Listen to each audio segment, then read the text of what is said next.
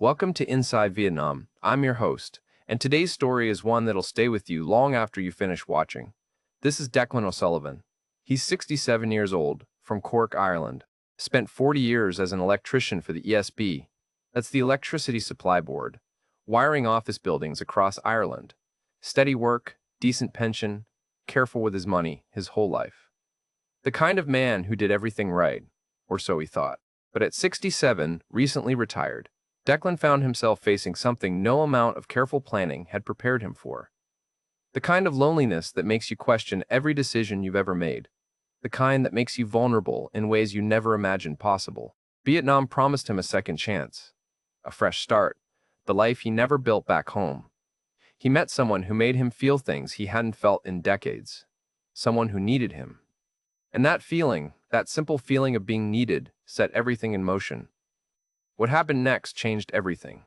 This one's gonna stick with you. Here's his story, in his own words. My name's Declan O'Sullivan. I'm 68 now, but this story starts when I was 67, 6 months into retirement, sitting in my flat in Cork on Christmas Day 2023, listening to my neighbors through the walls. I could hear everything, like the kids screaming with excitement, the adults laughing, the clink of glasses, the scrape of chairs, the whole symphony of family life happening all around me while I sat there with a Tesco meal for one and the television on for company. I'd spent 40 years as an electrician. Good trade, steady work. Started with the ESB right out of school, worked my way up from apprentice to senior electrician on commercial sites. Office buildings mostly, the big ones in Cork and Dublin. I was good at it too. Patient work, methodical. You can't rush electricity. One wrong connection, and you'll kill someone, so you learn to be careful. Triple check everything. Follow the diagrams exactly. Safety first, always. That careful approach served me well in work. Built me a decent pension, $85,000 in savings, a flat I owned outright, no debt, no worries about money. I was grand, financially speaking. But sitting there on Christmas Day, listening to those families through the walls, I realized that being careful with electricity hadn't taught me anything about being brave with life. I never married. Came close once. Her name was Siobhan Brennan. We were together for 3 years in our 20s, and I thought that was it. Thought we'd get married, have kids, the whole bit. But I was slow about it. Careful. Wanted to save more money first, get a better flat, make sure everything was perfect before I proposed. While I was busy being careful, some banker from Dublin swept in and proposed to her after 6 months. She said yes. Married him in 1982. I was 24 years old, and I told myself I was grand on my own. 43 years later, I was still telling myself that. But the thing about retirement is it gives you time to think. Too much time. When you're working, you can distract yourself. There's always another job site, another wiring problem to solve, another deadline. But when you retire, the silence gets loud. I had my routines, mind you. Thursday nights at Cronin's for the pub quiz with the lads. 2 weeks in Torremolinos every August, same hotel, same beach chair. Saturday shopping at Tesco. Sunday papers and a walk if the weather was decent. But I'd scroll Facebook late at night and see Siobhan's posts. Her grandchildren. Her silver anniversary celebration. The life she built with that banker, all sprawled out in photos with everyone smiling. And I'd feel this ache, not just for her, but for everything I never had. No wife, no children, no grandchildren. No one to fix a dodgy light switch for or wire a kitchen for free. Just me, my pension, my savings, and the sound of other people's lives through the walls. Early December, my mate Donald came back from a trip to Vietnam, Da Nang specifically. He showed up at the Thursday quiz glowing like he'd discovered something, and after a few pints, he showed us his photos. Beaches, markets, massive bowls of noodles, and women, younger women, smiling at the camera, hanging onto his arm. Best decision I ever made, he said. Your pension goes 3 times as far there. Weather's gorgeous. And the women, lads, they appreciate a decent Western man. Not like here where they want everything handed to them and still treat you like you're not good enough. I should mention Donald's 64. Bit of a belly, not exactly a charmer. But in those photos, he looked happy.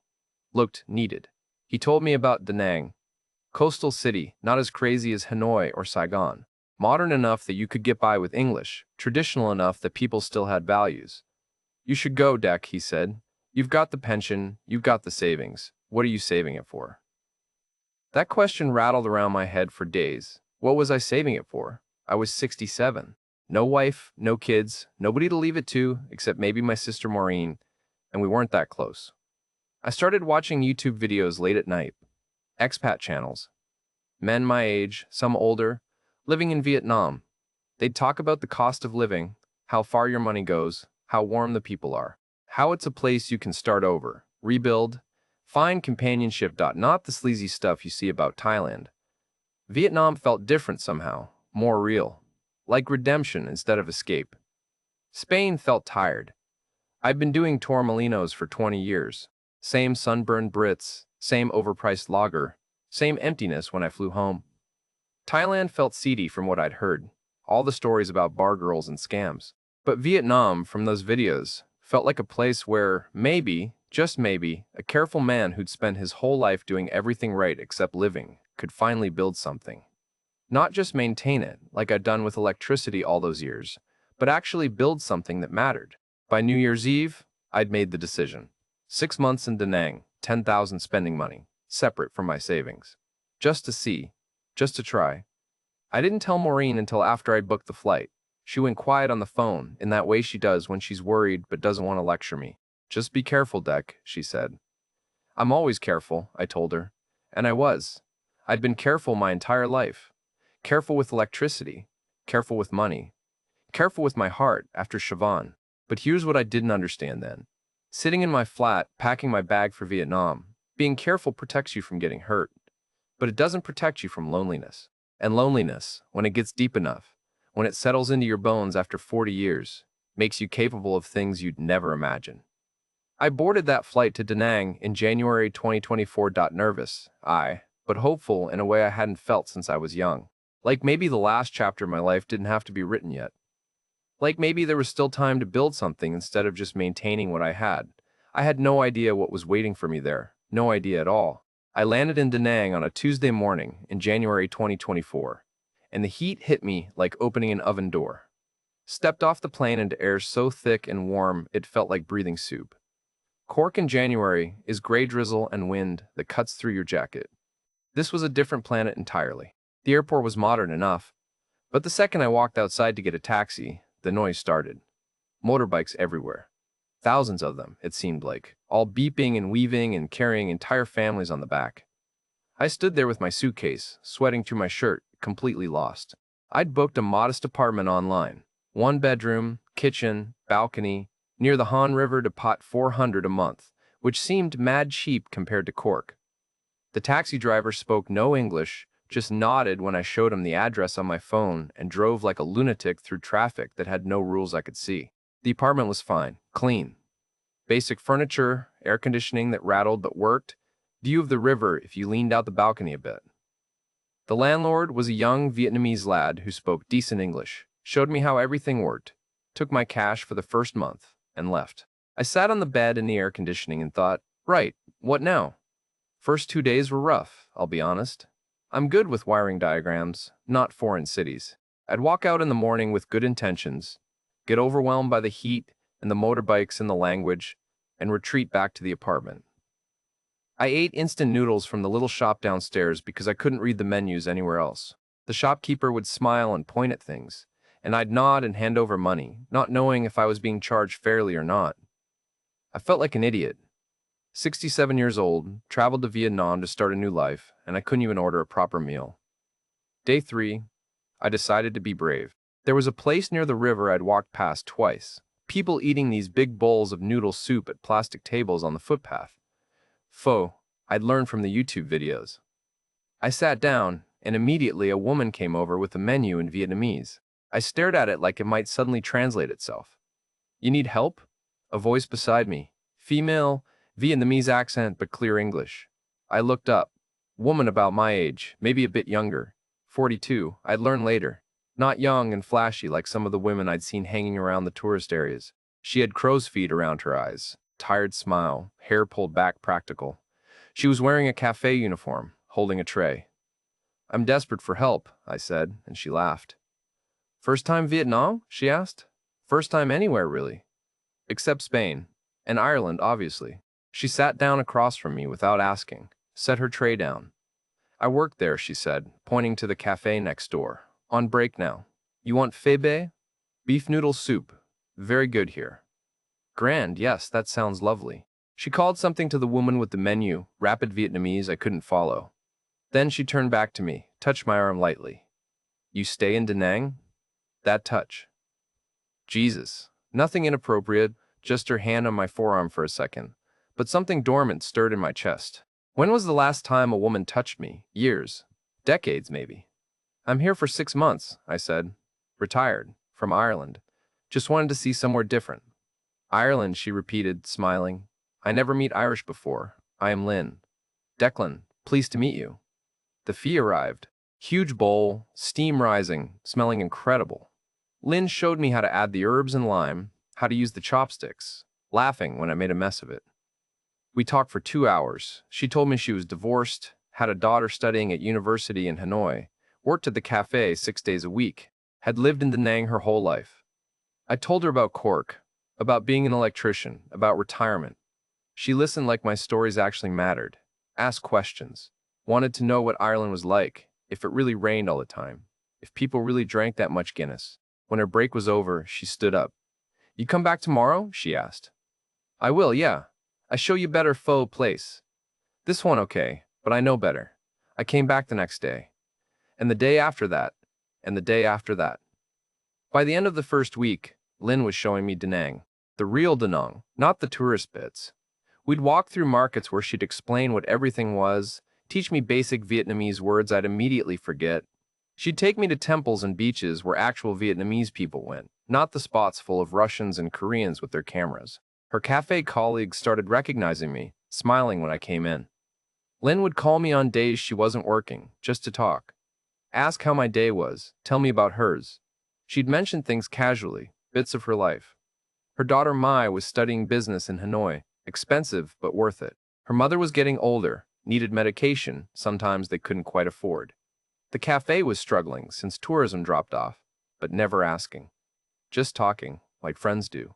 She'd ask about my work, and I'd find myself telling her stories about job sites, about the time I wired an entire office building and the owners tried to not pay, about learning the trade from old fellas who didn't believe in safety equipment. She'd laugh in the right places, look serious in the right places, made me feel interesting instead of boring. Week 2, she suggested a video call with her daughter Mai. She wanted to meet my Irish friend, Lynn said, smiling. Mai appeared on Lynn's phone screen. Young woman, early 20s, I thought, pretty shy smile. Hello, Mr. Declan, she said in careful English. My mother tell me about you. Thank you for being kind to her. Your ma's been kind to me, I said, showing me around, keeping me from starving. Mai laughed. She is good person. I am happy she has friend. The call was brief, just pleasantries, but afterwards, Lynn looked pleased. She likes you, she said. Says maybe she visit during summer break, meet you proper. I felt something I hadn't felt since Siobhan, wanted, included, like I mattered to someone. By the end of week 2, we were spending every evening together. She'd finish her shift at the cafe, and we'd walk along the river, or get dinner, or just sit and talk. She told me about her marriage, how her husband left her for a younger woman, how hard it was raising Mai alone. I told her about Siobhan, about never marrying, about 40 years of careful living that led to being alone in a flat in Cork. You are a good man, she said one evening. Kind, patient, some woman very lucky someday.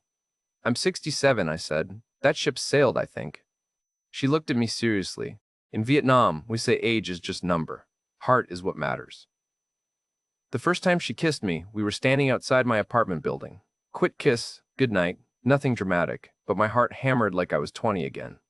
I lay awake that night thinking this might actually be real. Not some fantasy from the YouTube videos. Real connection, real affection, real possibility. Looking back now, I can see what I couldn't see then. I was so desperate to believe I'd finally found something that I ignored every little inconsistency. The way she'd mentioned problems but never asked for help directly. The way Mai's visit kept being mentioned but never planned. The way the cafe's struggles were always just vague enough. But in that moment, lying in bed in Da Nang with the sound of motorbikes outside and the air conditioning rattling, all I could think was that maybe Donald was right. Maybe Vietnam was where careful men like me could finally build instead of just maintain. Maybe I'd finally found someone who needed me as much as I needed to be needed. 1 month in, everything felt possible. Month 2 is when I became a hero. Lynn and I were having coffee at her cafe one afternoon in February. She was quiet, distracted. I asked if something was wrong. My mother, she said, stirring her coffee without drinking it. She need medication. Heart problem. But this month, I don't have enough money. She didn't ask me for anything. Didn't even look at me when she said it. Just stated it like a fact, like telling me the weather. How much does the medication cost? I asked. €500 maybe, but I figure it out. Always do. She smiled, but it didn't reach her eyes. I didn't hesitate. Let me help with that, like. No, Declan, I cannot. You can. I want to. I've got savings sitting there doing nothing. Your mom needs medication, she teared up. Actual tears. Took my hand across the table and called me her hero. Said I was the kindest man she'd ever met, that she didn't know how to thank me. It felt wonderful, not the money leaving my account, but the feeling of being needed, of solving a problem that mattered. I'd spent 40 years fixing electrical problems for strangers who paid me and forgot my name. This was different. This was personal. I transferred 500 that afternoon. Barely made a dent in my savings, but it transformed how Lynn looked at me. Week later, she mentioned the cafe's espresso machine had broken. Owner wouldn't fix it, said it was her problem. Without it, they couldn't make proper coffee, would lose customers. How much for a new one? I asked. Too much. Maybe €1,200. I save up, take few months. I'll cover it. This time she protested more. Said it was too much, she couldn't accept, it wasn't right. But I insisted, told her we were building something together, that her success was important to me. She accepted with tears again, hugged me right there in the cafe, her colleagues watching and smiling. I felt 10 feet tall. 2 days later, she invited me to dinner at her mother's house. Family dinner. I bought wine, nice bottle, probably overpaid at the shop but didn't care. Her mother lived in a modest house on the outskirts of Deepening, small garden, ceramic tiles, family photos on the walls. The mother was tiny, gray-haired, didn't speak English. 2 cousins were there, an aunt, all warm and welcoming. They called me Uncle Declan, which made me laugh. I hadn't been anyone's uncle before. During dinner, I noticed a light switch sparking when someone used it. Old wiring, dangerous. After we ate, I asked Lynn if she had tools. Fixed the switch in 20 minutes while the family watched. When I finished, the mother hugged me, said something in Vietnamese that Lynn translated as, "You are good man. You take care of my daughter." I felt useful, needed, part of something. I called that night. Video call again. Thanked me for helping her grandmother with the medication. "You are so kind, Mr. Declan," she said. "I cannot wait to visit this summer, meet you in person. My mother is very happy since you arrive." My chest swelled. This was what I'd been missing all those years in Cork. Family. Connection. People who actually needed me. Month 3, I needed textbooks. Scholarship covered tuition, but not books. 600. Lent mentioned it the way she mentioned everything, casual, not asking. Just sharing her worry. I transferred the money immediately. A pattern had established itself, and I didn't even notice. Lynn would mention a problem. I would solve it. She would protest weakly. I would insist. She would accept with gratitude. We'd grow closer. Never demands. Always grateful. She was affectionate, attentive. Started introducing me to people as her boyfriend. We'd talk about the future, tentative at first, then more seriously. Maybe I could stay longer than 6 months? Maybe this could be permanent? I extended my visa in March. Another 6 months. 2,300 spent so far from my 10,000 pocket money. Barely anything, really.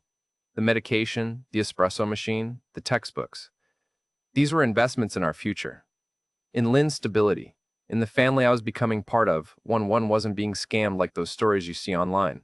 I'd read about them, the bar girls and the cons. But Lynn wasn't like that. She had a real job, real family, real life. She wasn't some 20-year-old working in a karaoke bar. She was 42, divorced, working 6 days a week at a cafe. She protested when I gave her money. Only accepted because I insisted. She called me my Declan, the way Siobhan used to all those years ago. That possessive warmth that makes you feel like you belong to someone. My sister Maureen called in late March. We hadn't spoken much since I'd arrived. "How's Vietnam?" she asked, that careful tone she uses. "Grand. Really good, actually. You mentioned a woman last time. Lynn?" "Yeah. We're together now. She's lovely, Maureen. Proper lovely." Silence on the line. Then, Just be careful, Deck. I am being careful. Are you giving her money? I bristled. That's none of your business. It is if you're being taken advantage of. I'm not. She's not like that. You don't understand. Then help me understand. But I couldn't, or wouldn't. How do you explain to someone who's never been this lonely what it feels like to finally matter? How do you explain that just the 300 is a small price for feeling needed? I'm grand, Maureen. Stop worrying. That's what worries me, that you think you're grand. I hung up frustrated. She didn't understand. She had her husband, her kids, her normal life. She never sat alone in a flat for 40 years, wondering if anyone would notice if he disappeared. But I had Lynn now. Had Mai looking forward to meeting me? Had a family that called me Uncle Declan and welcomed me into their home? Had a girlfriend who made me feel like a good man instead of a lonely one? Looking back now, I can see how textbook it all was. The escalating requests disguised as casual mentions, the grateful tears, the family integration, the video calls with the daughter who was always too busy to visit in person. Classic, really, but I couldn't see it then. Didn't want to see it, because seeing it would mean admitting I was being played, and admitting that would mean going back to being alone. And after 40 years of alone, I'd have done almost anything to avoid that. So I told myself the story I needed to believe. This was real. This was different. This was finally my chance at the life I'd never built.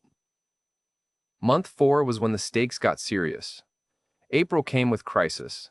I was at Lynn's cafe when she got the phone call. Watched her face go pale, heard her voice rise in Vietnamese, sharp and worried. She hung up and just sat there staring at nothing. "What's wrong?" I asked. "The owner," she said quietly.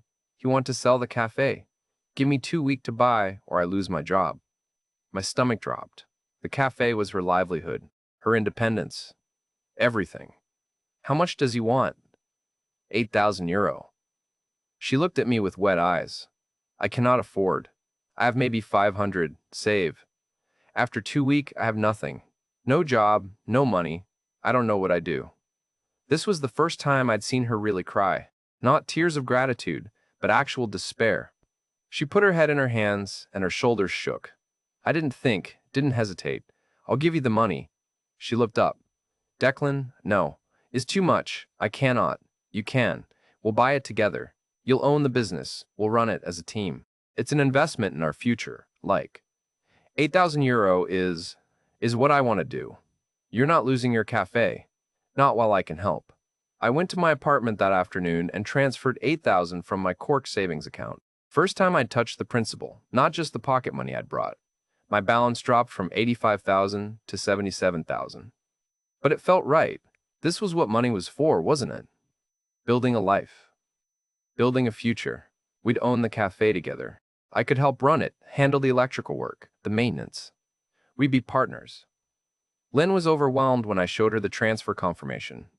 Called me the best man she'd ever known. Said she'd never met anyone so generous, so kind. The paperwork would take time, she said. Vietnamese bureaucracy was complicated. Business ownership transfers required permits, registrations, inspections.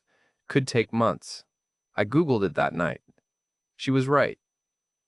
Vietnamese business regulations were complex, especially for foreigners. Made sense it would take time.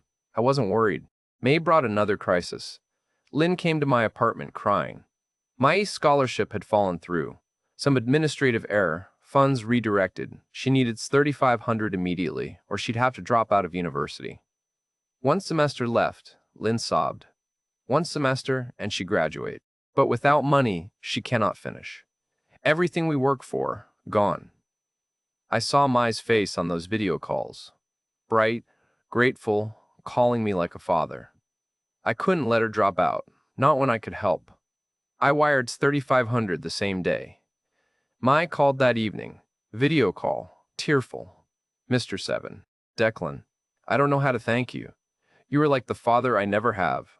I promise, when I graduate, get good job, I pay you back everything.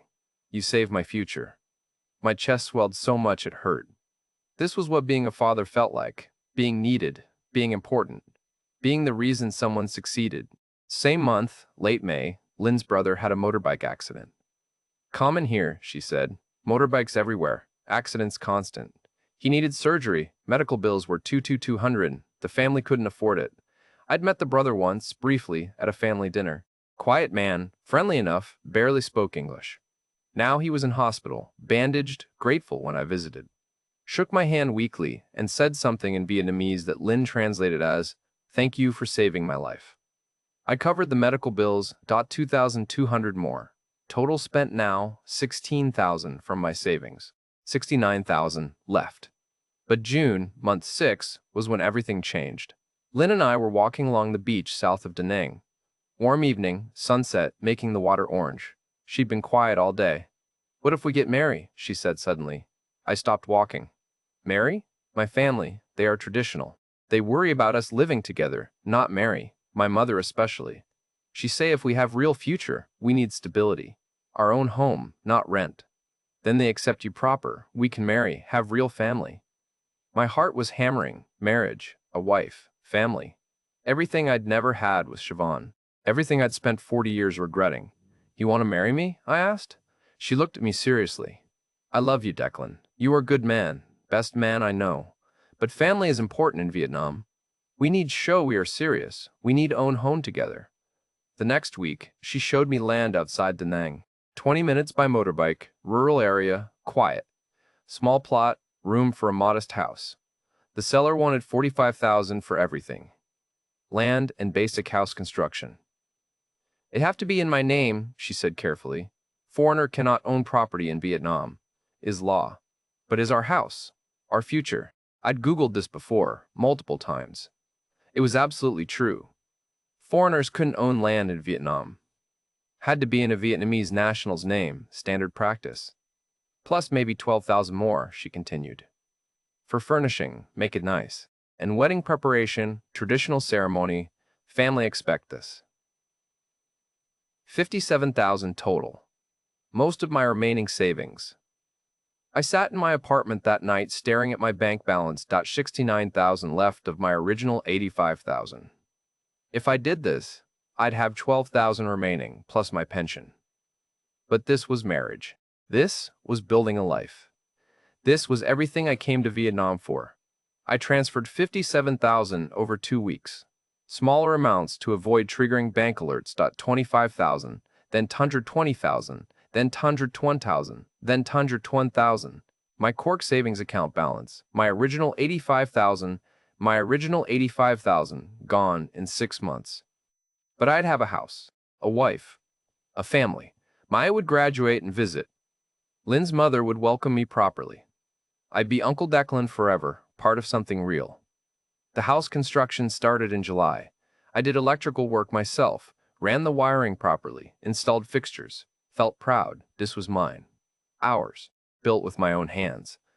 But Maya still hadn't visited.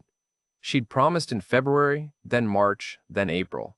Always too busy, exams, internship, summer courses. Lynn said university was demanding. Maya was working hard. It made sense. The cafe ownership papers hadn't materialized either. Still being processed, Lynn said. Vietnamese bureaucracy, so slow. Any day now. I pushed those thoughts away. Everything was fine. We were building something real. Looking back now, I can see the exact moment I crossed the point of no return. It wasn't the first 800. It wasn't even the 8,000 for the cafe. It was the E7,000 for the house. Because once I'd spent that much, I couldn't admit I'd made a mistake. Too much invested. Too much at stake. The alternative was unthinkable. So I told myself everything was fine. Told myself the papers would come through. Told myself Maya would visit soon. Told myself Lynn loved me, and this was real, and I'd finally built the life I'd spent 40 years missing. I told myself I was careful, methodical, that I'd done my research, checked the laws, made smart investments, but deep down, in a place I wouldn't look at, I knew. I knew the same way I'd know if a circuit diagram was wrong. The same way I could spot a bad connection from across a room. Every wire was leading nowhere. Every connection was false. And I was too far in to turn back.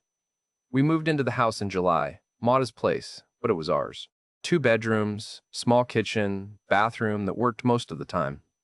I spent the first week doing electrical work properly, installing new fixtures, making sure everything was safe. Felt good working with my hands again. Felt proud. This was mine. Ours. Built with my savings and my labor. But the same day we moved in, Lynn said her cousin needed a place to stay. Family emergency, just temporary, a week maybe. I said grand, of course. Family helps family. Week later, another cousin arrived. Different woman, younger, didn't speak English. Just nodded at me and moved into the second bedroom with the first cousin. The house started filling with people I didn't know. Conversations in rapid Vietnamese I couldn't follow. They'd cook meals and not offer me any. Use the bathroom for hours. Come and go at odd times. I asked Lynn about it one night. How many cousins do you have, like? She laughed. Vietnamese family, very big. Everyone is cousin. This is our culture, Declan. Family helps family. You understand, yes? I researched it online. She was right. Vietnamese family culture was collective, extended. Households often had multiple generations, distant relatives. I was being Western about it, expecting nuclear family privacy. I needed to understand this, adapt. But the house didn't feel like mine. Felt like I was renting a room in someone else's home. Month 8, August, wedding planning continued, but the date kept shifting. First it was September, then October. Lynn's mother's health wasn't good, she said. Had to wait for auspicious date, too. Traditional ceremony required proper timing.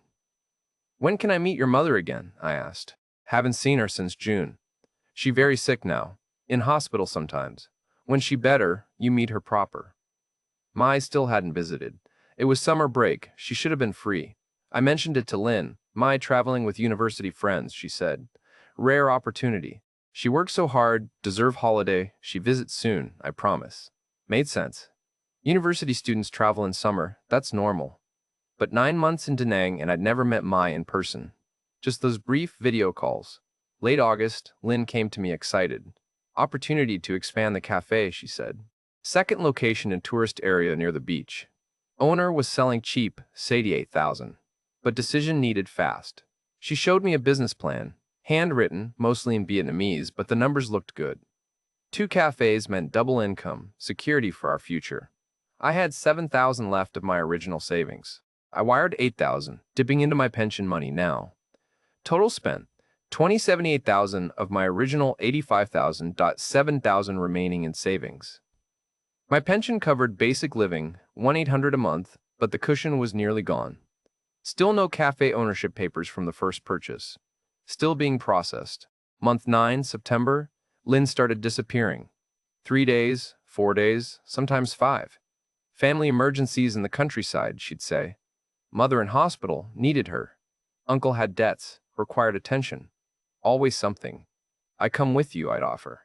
Help with whatever you need. No, Declan, is too stressful. Language problem, you be uncomfortable. Better you stay here, I handle family business. So I'd wait in the house with the cousins who barely acknowledged me. They'd speak Vietnamese to each other, laugh at jokes I couldn't understand. I'd eat instant noodles because I still couldn't navigate the markets properly alone. The shopkeeper near the house spoke no English. Lynn would return exhausted, grateful, affectionate. Thank me for being patient, for understanding. We'd have a good few days, then she'd disappear again.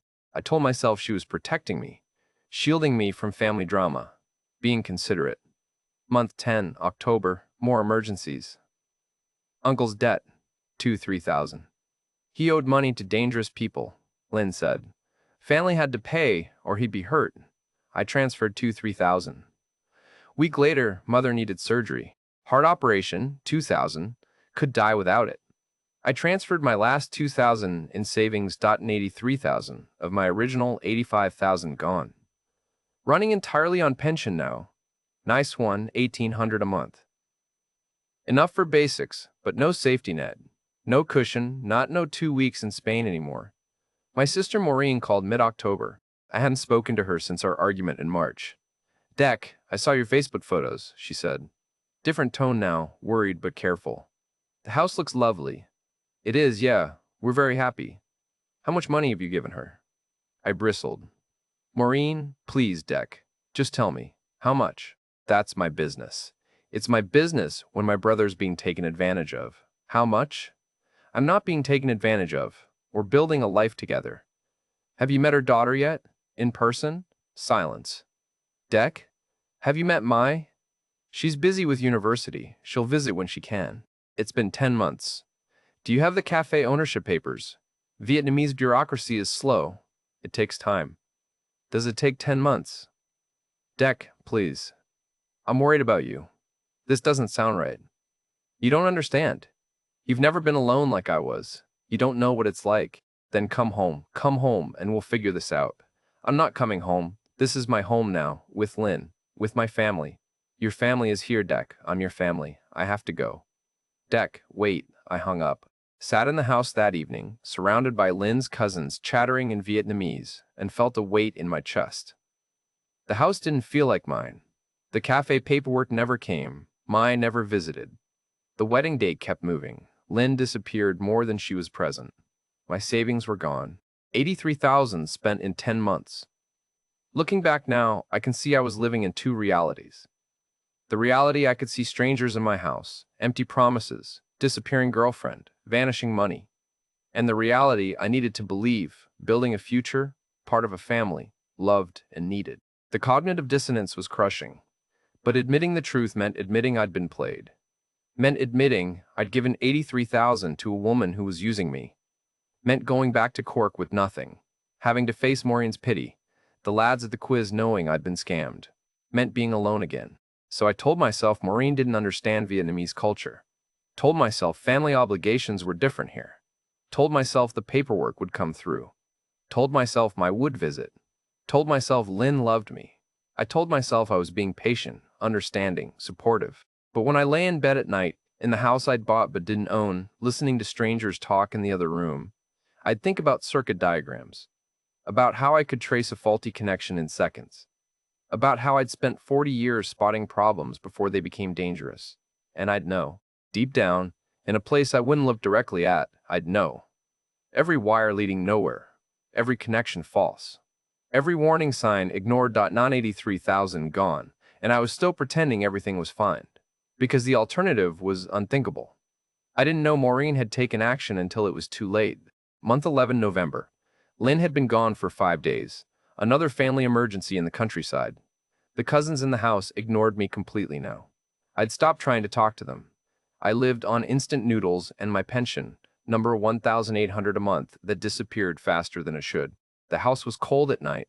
I'd lie there listening to the women in the other room laughing, speaking Vietnamese, and feel like a stranger in my own home. Except it wasn't my home. It was Lynn's, in her name. Built with my money. Maureen called on a Tuesday afternoon mid-December. I almost didn't answer. Deck, she said. Voice different. Serious. I need you to listen to me. Maureen, I told you. I had someone look into Lynn. My stomach dropped. You what? Friend of a friend in Saigon. Vietnamese woman named Lan. Does translation work? I asked her to check on things, quietly. You had no right. Deck, please. Just listen. Lan found things. I sat down. My hands were shaking. The cafe is owned by Lynn's husband, not ex-husband. Current husband. They're married. Have been for 18 years. The room tilted. That's not. There's more. The daughter Mai? She's 28 years old, married, has a child, lives in Hanoi, works as a bank teller. She's never been a student, Deck. I couldn't breathe. The house you bought. Lan checked the property records. There have been 3 other foreign men's names in its investment history over the past 6 years. Kevin from Australia, Hans from Germany, Robert from Canada. Similar amounts of money, similar time frames. Lan says Lynn runs an operation, small, efficient. She finds lonely Western retirees, extracts their savings over 12 to 18 months, then moves to the next one. She's good at it, Deck. My hands were shaking like they hadn't since my first solo electrical job at 19. When I had to wire a junction box alone and knew one mistake would kill someone. That's not true. It can't be true. I'm emailing you documents right now. Business registration showing her husband's name. Mai's LinkedIn profile. Property records. It's all there. I hung up and opened my laptop with trembling fingers. The email from Maureen. Attachments. PDFs. I opened them one by one. Cafe business registration. Owner. Nguyen Van Min. Lynn's husband. Married 2006. LinkedIn profile. Mai Nguyen. Age 28. Senior teller, Vietcom Bank Hanoi. Education, Hanoi Banking Academy, graduated 2018. Profile photo showed an older woman than the one I'd seen on video calls. with a child. Property records, my house. Previous investments, Kevin Morrison, Australia, 2019. Hans Weber, Germany, 2021. Robert Chen, Canada, 2022. Declan O'Sullivan, Ireland, 2024. I sat there in the house I bought, surrounded by strangers, 73,000 poorer than I'd been a year ago, and saw it. The circuit diagram I should have seen from the beginning. Every connection, every wire, all leading nowhere, all leading to ground, to nothing.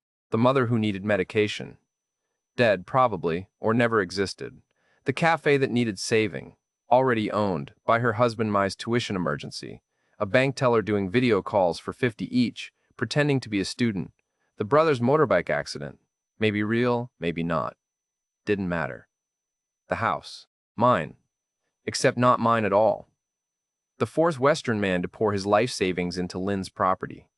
I'd spent 40 years learning to read electrical diagrams, to spot a bad connection before it killed someone, to trace current, find faults, fix problems, and I'd let my life savings flow into a black hole because I was too lonely to see what was right in front of me. Lynn came back the next day, let herself in like nothing was wrong, smiled at me. Declan, you look tired. You okay? I had my laptop open, the documents on screen. I know, I said. She looked at the screen. Her smile didn't change. Know what? Everything. The cafe. Your husband, the property records. Kevin, Hans, Robert, all of it. She sat down across from me. Calm. Like we were discussing the weather. Your sister hire Lan? She asked. Yeah. She nodded. Lan is good. Expensive, but good. Is any of it true? Anything you told me? Lynn shrugged. Some real, some not. Does it matter? You give me money freely, all documented as gifts. I never force you, never threaten. You wanted to help, you help. The mother's medication, the cafe, Maya's tuition, the brother's accident. All lies? Mother's dead 5 years. Cafe is my husband's, yes.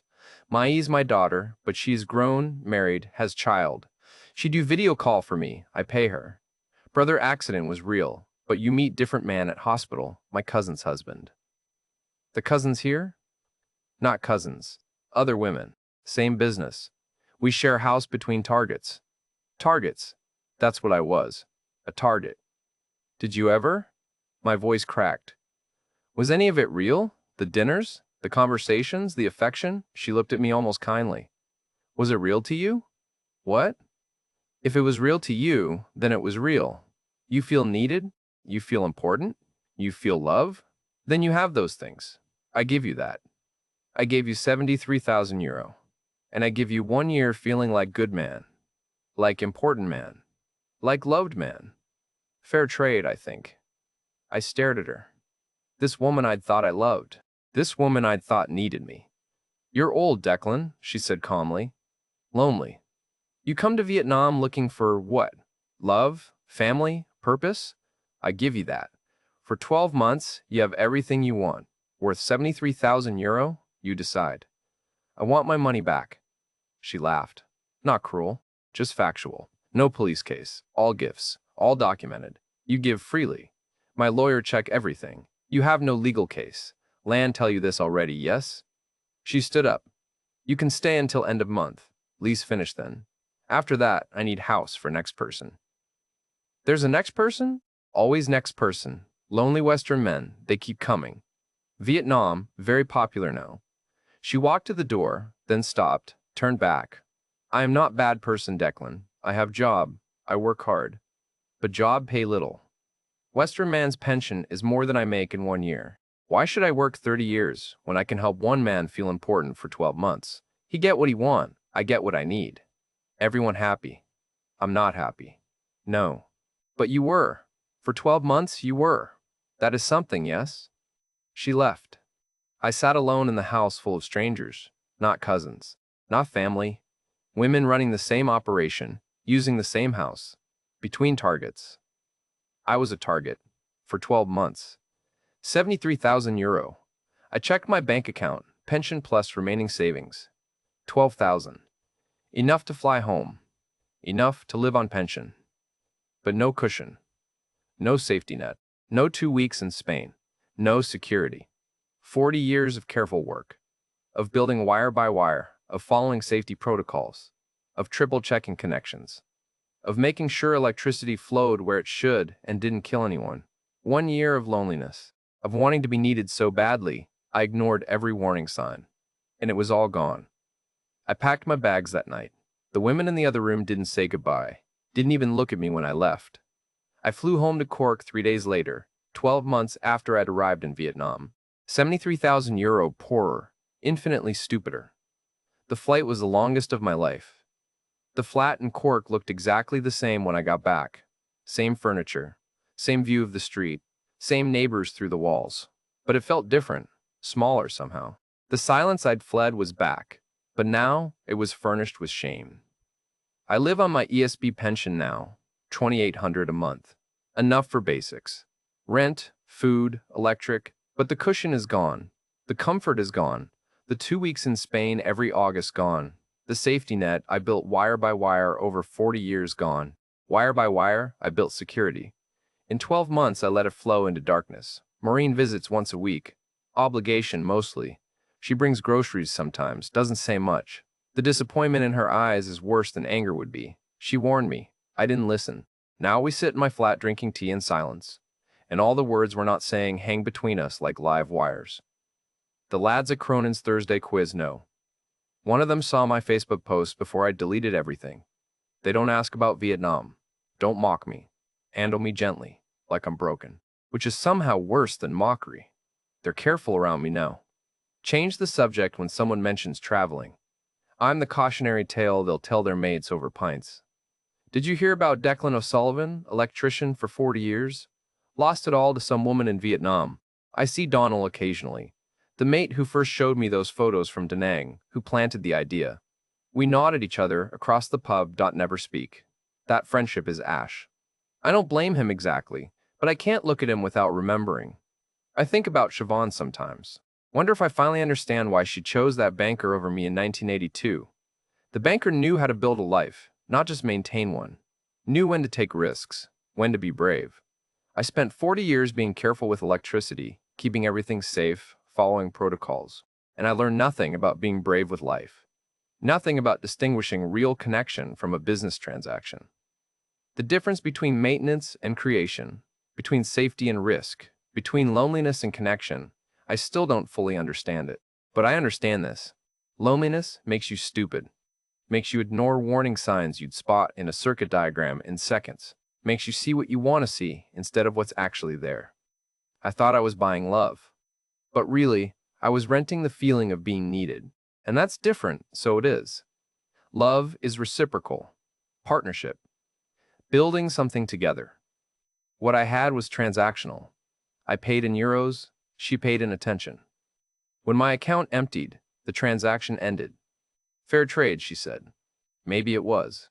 The core lesson I can offer you, if you're watching this and thinking about doing what I did, ask yourself whether you're solving loneliness or just paying to pretend it doesn't exist. Because pretending is fierce expensive. The price isn't just money, it's dignity. Family relationships. Self-respect. The quiet pride of knowing you lived carefully, made good decisions, built something solid. I lost all that for 12 months of feeling needed by someone who saw me as a resource, not a person. I'm 68 now. No savings. Basic pension. Sister who barely speaks to me. Friends who pity me. No prospect of the life I thought I'd build in Vietnam. No prospect of much at all, really.